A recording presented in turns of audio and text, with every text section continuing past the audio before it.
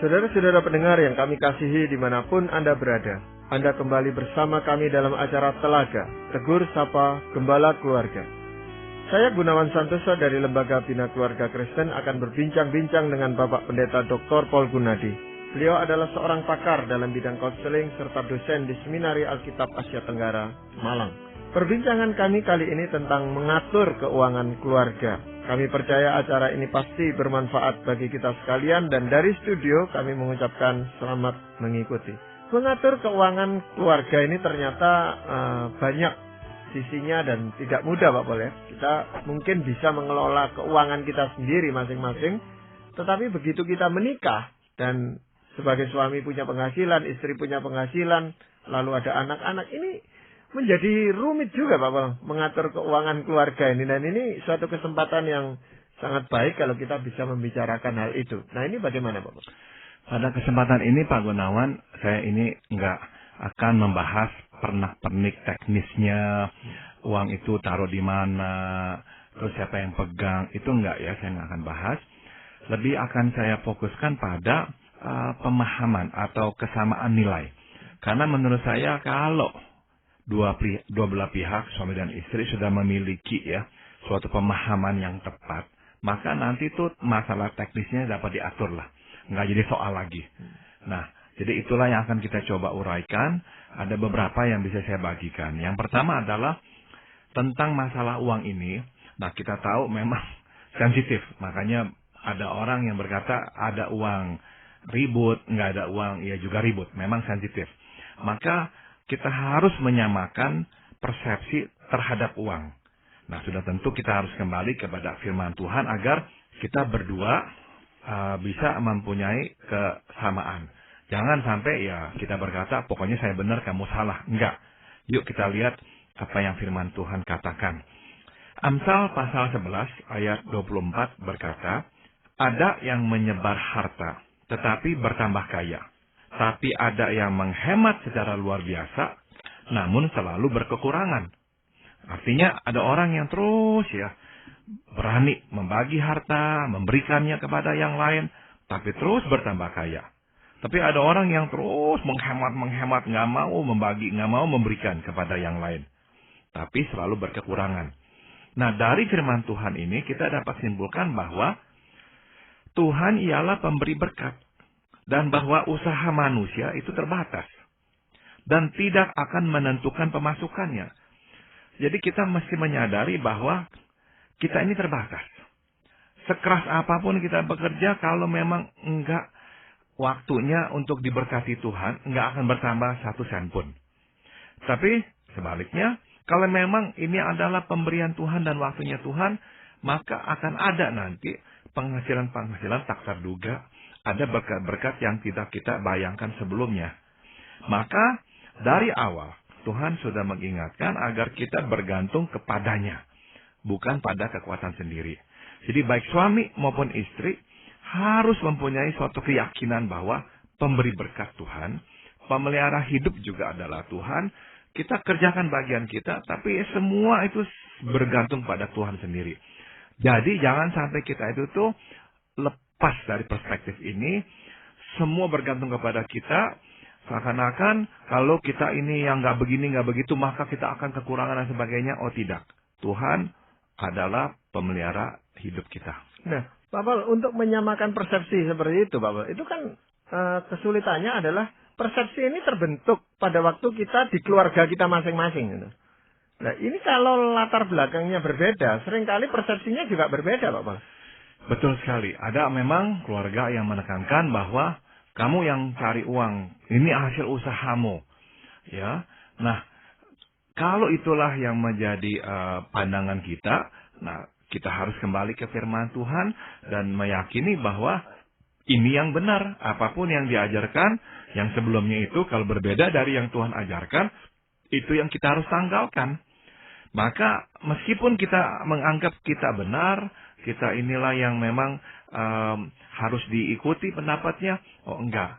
Kita kembali lagi apa yang firman Tuhan ajarkan, dan itu yang kita sekarang harus yakini. Ya, ada sebagian orang juga yang menganggap bahwa karena penghasilan kita itu berkat Tuhan, maka dia ya malas-malasan aja bekerja ini Pak Paul. Ini tentu bertentangan dengan firman Tuhan juga Pak Paul. Sudah tentu ya. Jadi kita harus mengerjakan bagian kita.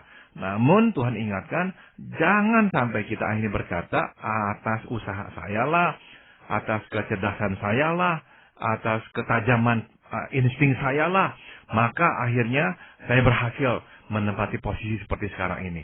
Jangan. Kita harus kembalikan semua kepada Tuhan. Nah, suami istri yang udah bisa sepakat soal ini, Pak Gunawan, udah tentu tuh dalam soal uang nantinya tuh akan lebih rileks, nggak terlalu tegang. Kalau enggak, akhirnya tuh suami istri tuh mudah tegang, karena memang sangat menggantungkan pada kemampuan sendiri. Enggak, kalau kita udah berdua menyadari semua pemberian Tuhan, kita juga akan lebih rileks soal uang. Jadi kita nggak terlalu lagi tuh terlalu ini ya mengejar-ngejar lagi. Oh enggak, hidup kita jadinya akan jauh lebih berimbang. Ya, berarti apa kiat yang Pak Paul sampaikan pada kesempatan ini, Pak Paul? Yang berikut tadi ini, kendati berkat berasal dari Tuhan, nah kita diminta untuk hidup rajin, tidak malas. Bukan saja kita mengerjakan bagian kita, tapi kerjakanlah dengan sebaik-baiknya dengan serajin mungkin. Firman Tuhan di Amsal 20 ayat 13 berkata, janganlah menyukai tidur, supaya engkau tidak jatuh miskin. Bukalah matamu, dan engkau akan makan sampai kenyang. Nah, sudah tentu bukannya Tuhan melarang kita tidur untuk beristirahat. Bukan, kalau perlu istirahat, silakan istirahat yang cukup. Tapi janganlah menjadi orang yang malas, itu yang Tuhan kehendaki. Kenapa? Sebab orang yang malas adalah orang yang memang sedang berjalan menuju kepada kemiskinan. Ya, sebab kemalasan adalah jalan tercepat menuju kepada kemiskinan. Maka meskipun ya kita tahu Tuhan adalah pemberi berkat, enggak benar kalau kita berkata, ya saya pokoknya ya enggak kerja yang enggak apa-apa kok, nanti akan ada berkat Tuhan. Nah, itu salah. Bukan saja kita harus bekerja dan mengerjakan bagian kita, kita harus melakukannya dengan rajin. Ini permintaan Tuhan. Tapi jangan sampai kebablasan gara-gara rajin dan akhirnya menghasilkan kita melupakan Tuhan sebagai pemberi berkat itu sendiri. Ya, ada orang yang salah menafsirkan itu Pak Paul tentang perkataan Tuhan Yesus bahwa burung pipit itu tidak bekerja tetapi diberkati gitu. Tapi mereka lupa bahwa apa yang dimakan burung pipit itu tidak dilemparkan oleh Tuhan ke sarangnya kan. Jadi burung ini harus pergi untuk mencari makan juga gitu. Betul sekali. Jadi dengan kata lain memang ya Tuhan berharap dan meminta kita untuk bekerja ya.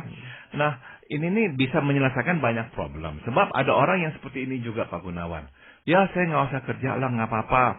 Yang penting ya sekarang apa yang bisa saya lakukan untuk Tuhan, saya lakukan untuk Tuhan. Tapi masalahnya adalah dia nggak cukup. Dan memang dia harus kerja. Nah, nggak benar tuh untuk kita berkata seperti itu. Kita harus kerjakan bagian kita. Kalau memang bisa kita itu meninggalkannya dan memang ada lagi nanti ya yang akan Tuhan lakukan, itu silakan. Tapi kalau tidak, jangan kita itu melarikan diri dari tanggung jawab dan bersembunyi di balik firman Tuhan bahwa nanti pokoknya akan Tuhan penuhi. Bagian kita harus kerjakan dan Tuhan menghendaki kita menjadi orang yang rajin. Jadi jangan menggantikan kemalasan dengan kerohanian. Itu nggak benar itu. Iya. Bapak, kalau uang itu sudah kita dapatkan, Tuhan memberkati dengan uang. Ini menjadi masalah lagi bagaimana menggunakan uang itu gitu Pak Paul ya. Betul sekali Pak Gunawan. Jadi uang memang harus kita gunakan. Nggak bisa ya kita nggak gunakan. Itu nggak benar. Tapi bagaimanakah menggunakannya? Yang pertama adalah kita harus menggunakan uang untuk memenuhi kebutuhan pokok keluarga sendiri sebelum digunakan untuk kepentingan orang lain. Nah, firman Tuhan sudah memberikan kepada kita pedomannya. Di 1 Timotius pasal 5 ayat 8, firman Tuhan berkata, tetapi jika ada seorang yang tidak memeliharakan sanak saudaranya, apalagi seisi rumahnya, orang itu murtad dan lebih buruk dari orang yang tidak beriman. Jadi artinya, sama yang tadi saya sudah tekankan bahwa Tuhan menuntut tanggung jawab. Jadi nggak benar kita bersembunyi di balik kerohanian. Yang sebetulnya itu lebih merupakan kemalasan kita. Itu nggak benar.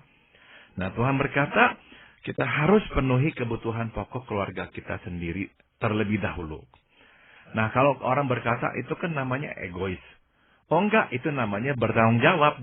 Itu namanya juga menaati yang Tuhan kehendaki.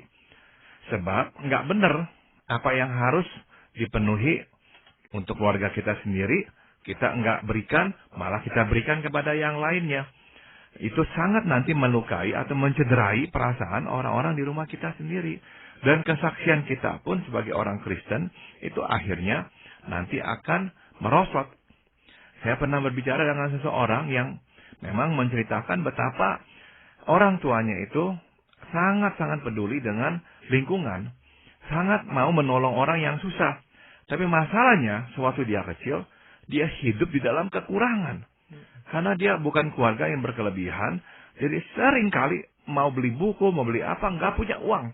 Hidup sangat susah sekali. Tapi orang tua terlalu memikirkan kebutuhan orang, sehingga seringkali uang itu diberikan untuk keperluan orang lain terlebih dahulu.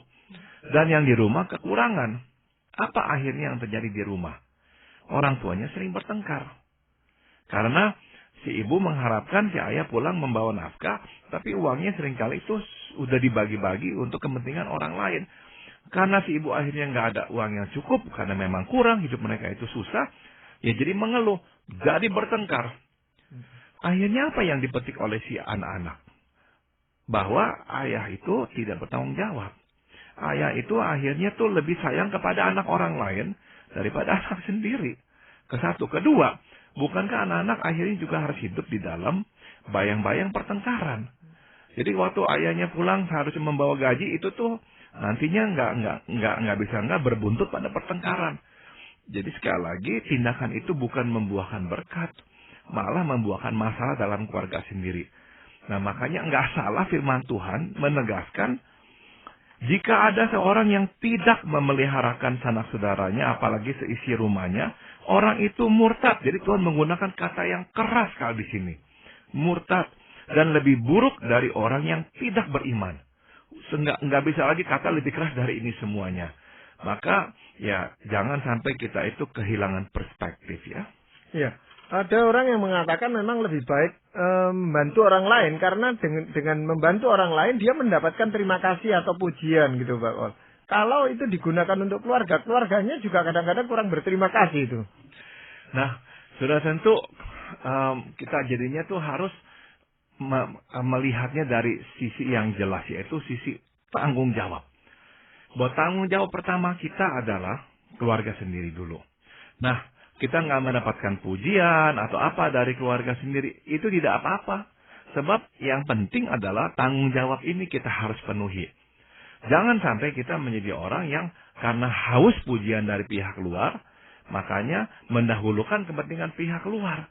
Sehingga dari luar orang akan berkata-kata, aduh si ini kok orangnya baik, oh si ini kok orangnya itu rela selalu mengorbankan diri demi kepentingan orang lain. Dipuji-puji, tapi dikutuki oleh orang rumah sendiri.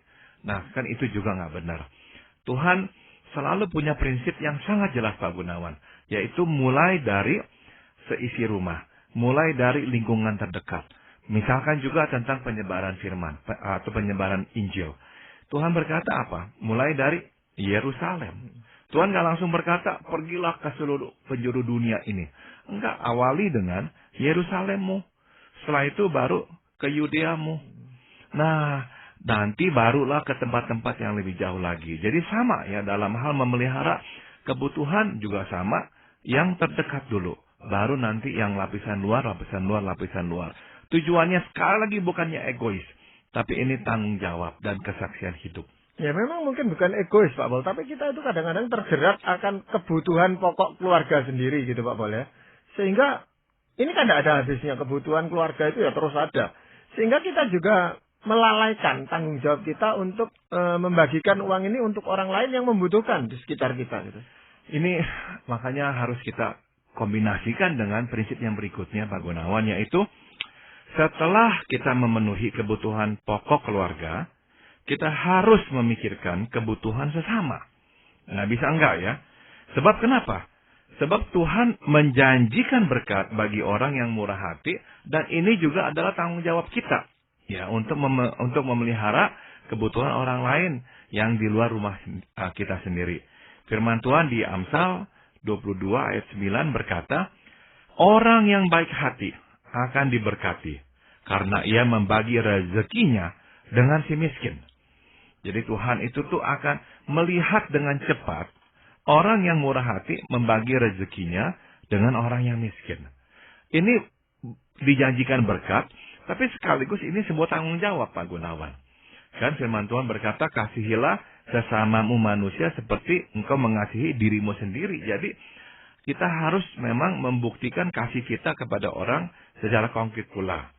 Ya, jadi nggak benar kalau kita itu tuh hanya memikirkan kepentingan, kebutuhan pokok keluarga kita tanpa mempedulikan orang lain.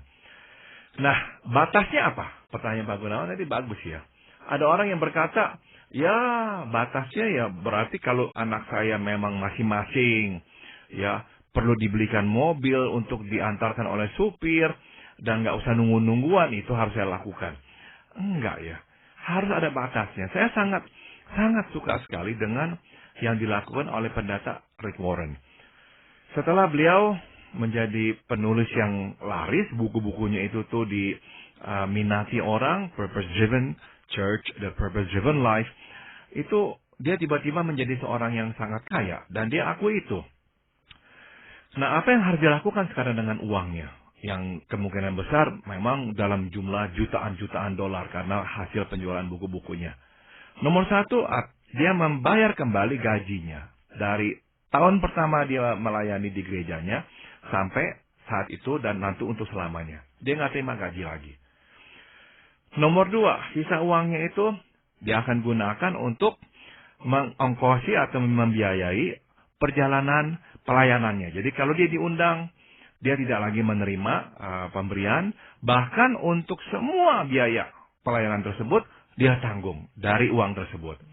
Ketiga, dia akan juga menyisakan uangnya untuk membantu pelayanan-pelayanan lainnya. Jadi kalau ada yang butuh ini itu, dia akan gunakan uang itu untuk menolong pelayanan-pelayanan lainnya. Nah, terakhir ini nih yang sangat-sangat saya kagumi.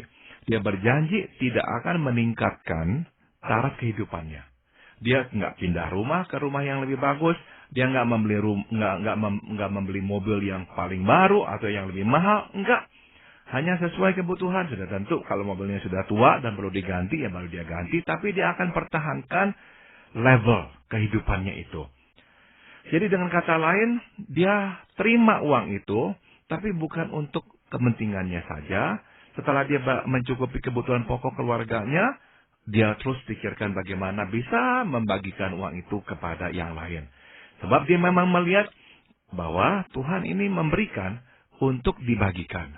Tapi setelah dia juga dengan tanggung jawab memelihara kepentingan keluarganya. Ya, bukan hanya untuk masa kini, Pak. Orang biasanya memikirkan juga untuk masa depannya. Jadi selain memenuhi kebutuhan pokok sehari-hari, orang kan juga mesti memikirkan tabungannya gitu. Nah ini bagaimana Pak Bos? Boleh Pak Gunawan ya. Jadi nggak ada salahnya misalkan kita ini yang sudah parubaya ya, juga memikirkan hari tua dengan suatu pemikiran, saya nggak mau nanti bergantung kepada anak-anak. Jangan sampai menyusahkan anak-anak. Ya nggak apa-apa. Tapi jangan sampai kita ini berpikiran begini nih Pak Gunawan. Ya, saya mau pikirkan hari tua saya. Terus saya juga mau pikirkan nanti cucu-cucu saya. Nanti harus ada uang juga simpan untuk nanti mereka semuanya. Enggak. Hari ini punya kesusahan untuk hari ini. Jangan sampai kita kejauhan. Seolah-olah nanti Tuhan nggak bisa memelihara anak cucu kita. Bisa. Jadi kita lakukan pekerjaan kita, tugas kita. Kalau kita mau sisakan uang, silakan. Nah, ini kita masuk ke prinsip berikutnya yang juga sama pentingnya, yaitu menyimpan uang adalah sebuah kebiasaan hidup yang bijaksana untuk mengantisipasi pengeluaran tak terduga dan merupakan tanda hidup berdisiplin. Karena hidup ini memang akan diisi oleh hal-hal yang tak terduga. Pengeluaran-pengeluaran itu harus nanti terjadi. Nah, kita harus memang menyimpannya. Dan dengan kita mulai menabung, itu berarti kita membiasakan hidup berdisiplin. Hidup tak berdisiplin adalah terima berapa, langsung keluarkan, habiskan semuanya. Yang lebih celaka lagi adalah terima berapa, terus keluarkannya berlipat-lipat kali lebih besar dari penerimaan. Itu bukannya lagi hidup tak berdisiplin, itu hidup tak bertanggung jawab. Nah, firman Tuhan meminta kita bahkan untuk belajar dari semut. Ya, di Amsal pasal 30 ayat 25, firman Tuhan berkata, belajarlah dari semut, bangsa yang tidak kuat, tetapi yang menyediakan makanannya di musim panas. Sebab semut itu tuh sudah dilengkapi Tuhan dengan insting bahwa di musim dingin tak bisa lagi mencari makan. Jadi kumpulkan semuanya di musim panas. Sehingga nanti pada waktu musim dingin nggak bisa lagi mencari, sudah ada persediaan makanan. Jadi ini sebuah tanda hidup berdisiplin dan hidup bijaksana. Dan orang Kristen diminta Tuhan hidup seperti ini. Jangan hidup tak bertanggung jawab. Iya, karena ada orang yang memandang bahwa kalau tabungan kita banyak, itu orang yang kurang beriman kepada Tuhan gitu Pak Paul. Nah, sudah tentu banyak apa tidak banyaknya bergantung pula pada kira-kira keperluannya apa. Jadi kalau kita udah punya uang, terus banyak simpan terus, dan selalu kita berkata untuk pengeluaran tak terduga. Nah, itu juga nggak benar. Tadi sudah ditekankan bahwa yang kita bisa berikan dan yang lebih kita harus berikan, kita harus sumbangkan, karena Tuhan memang ingin kita menjadi orang yang murah hati. Ya, konsep yang lain apa Pak Paul? Nah, setelah kita menyisihkan uang untuk pengeluaran tak terduga, kita mesti hidup sebagai orang beriman, bukan seperti orang tak beriman. Jadi jangan sampai kita ini menumpukan harta demi berjaga-jaga seakan-akan tidak ada Tuhan yang memperhatikan dan memelihara kita. Kadang-kadang kita seperti itu Pak Gunawan. Tumpukin harta seolah-olah nggak ada Tuhan di dunia ini yang akan dapat memelihara kita. Ada Tuhan. Firman Tuhan mengingatkan, jadi demikian Allah mendandani rumput di ladang, yang hari ini ada dan besok dibuang ke dalam api. Tidakkah Ia akan terlebih lagi mendandani kamu, hai orang yang kurang percaya? Di Matius 6 ayat 30. Betul kok. Rumput, pohon-pohon begitu indah, siapa yang dandani? Tuhan. Burung pipit di udara, siapa yang pelihara? Tuhan. Masakan Tuhan tidak memelihara kita, anak-anaknya? Juga melalui perumpamaan orang yang kaya, yang bodoh ya, yang membangun lumbung yang lebih besar lagi untuk menyimpan gandum dan barang-barangnya. Tuhan Yesus mengingatkan, berjaga-jagalah dan waspadalah terhadap segala ketamakan. Sebab walaupun seorang berlimpah-limpah hartanya, hidupnya tidaklah tergantung pada kekayaannya. Di Lukas 12 ayat 15. Kadang Pak Gunawan, kita itu tuh mengelabui diri. Sebetulnya kita tamak. Tapi kita nggak mau dikatakan tamak. Jadi kita berkata, kita ini nih orang yang bersiap-siap untuk masa depan. Atau kita tamak. Tapi nggak mau dikatakan tamak, kita berkata, kita orangnya hemat. Tapi ujung-ujungnya sebetulnya adalah tamak. Kita mau lagi, dan nggak pernah cukup. Nah, ini nih yang Tuhan sangat tidak senang. Tuhan menginginkan kita hidup bergantung padanya. Bahwa Dia adalah Tuhan yang sanggup memelihara hidup kita. Jangan sampai kita hidup seolah-olah nggak ada Tuhan di dunia ini. Ya, jadi menjadi kaya itu bukan sesuatu dosa gitu Pak Paul. Tetapi ketamakan itulah yang Tuhan tidak inginkan. Betul sekali. Kita kalau sampai kaya, itu adalah akibat atau itu adalah berkat yang memang Tuhan inginkan kita itu terima darinya. Tapi kita mesti ingat bahwa Tuhan itu tuh tidak mau kita mengejar-ngejar kekayaan supaya kita jadi kaya. Tidak. Tuhan menginginkan kita mengerjakan bagian kita. Dan kerjakanlah bagian kita dengan rajin. Setelahnya atau sesudahnya, setelah itu semua, biarkan nanti Tuhan yang urus. Tuhan ingin memberkati kita lebih, silakan. Tuhan memberkati kita cukup, juga silakan. Tapi berkat Tuhan nggak akan kurang. Paling banter cukup. Kadang-kadang dilebihkan.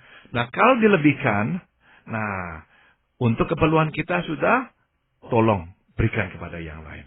Itu yang Tuhan kehendaki. Iya, Pak Paul, ini adalah konsep kita tentang uang memang Pak Paul ya. Kalau kita tidak bisa menggunakan uang sebagaimana adanya uang gitu, hanya kita memperilah uang itu, ya kita sendiri yang jadi korbannya gitu Pak Paul ya. Betul sekali Pak Gunawan. Akhirnya kalau orang udah mengilahkan uang, ya hidupnya itu tuh hanya diisi hanya satu, uang saja. Sehingga dia pun gagal melihat hidup seperti Tuhan melihatnya. Gagal menikmati hidup seperti Tuhan menghendakinya. Misalnya, orang yang mengilahkan uang akan sangat sulit sekali menikmati relasi, persahabatan. Susah sekali. Karena dia akan ukur semua dari uang. Nggak menghasilkan uang, nggak usah ngomong sama saya. Oh, kira-kira nggak akan ada hasil uangnya di sini. Nggak usah bersahabat dengan saya. Jadi akhirnya semua diukur dari uang. Akhirnya apa yang terjadi? Dia kehilangan segalanya. Belum dia mati, dia sebetulnya sudah seperti mati karena dia sudah kehilangan segalanya. Kasih tidak ada lagi, kemurahan hati tidak ada lagi, orang pun nggak mendapatkan berkat darinya. Maka konsep yang kita selalu ingat, harus ingat ya dalam rumah tangga kita, bahwa uang adalah titipan Tuhan kepada kita untuk digunakan, terutama untuk kepentingan Tuhan, bukan kita. Maka jangan kita menggenggam uang sebagai milik pribadi. Bukan. Ini pemberian yang Tuhan titipkan kepada kita. Pertama digunakan untuk kepentingannya, untuk kemuliaannya. Nah, sudah tentu tadi kita sudah bahas kepentingannya dan kemuliaannya adalah kita pertama-tama tanggung jawab kepada keluarga kita sendiri. Tapi setelah itu, murah hatilah.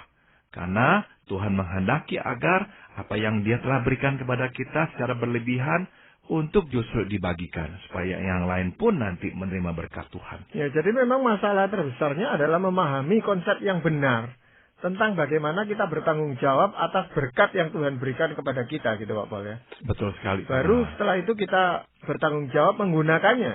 Betul sekali. Jadi memang kerangka ini, nilai ini dululah yang kita harus nanti samakan dengan pasangan kita. Jadi kalau menggunakan, menyimpan dan sebagainya itu akan bisa teratasi kalau konsep kita tentang uang itu sudah benar lebih dulu. Betul. Ya, terima kasih Pak Paul untuk perbincangan yang sangat menarik ini, dan para pendengar sekalian, kami mengucapkan banyak terima kasih. Anda telah mengikuti perbincangan kami dengan Bapak Pendeta Dr. Paul Gunadi dalam acara Telaga, Tegur Sapa Gembala Keluarga. Kami baru saja berbincang-bincang tentang mengatur keuangan keluarga. Bagi Anda yang berminat untuk mengetahui lebih lanjut mengenai acara ini, silakan menghubungi kami lewat surat. Alamatkan surat Anda ke Lembaga Bina Keluarga Kristen atau LBKK, Jalan Cimanuk 58, Malang. Anda juga dapat menggunakan email dengan alamat telaga@indo.net.id.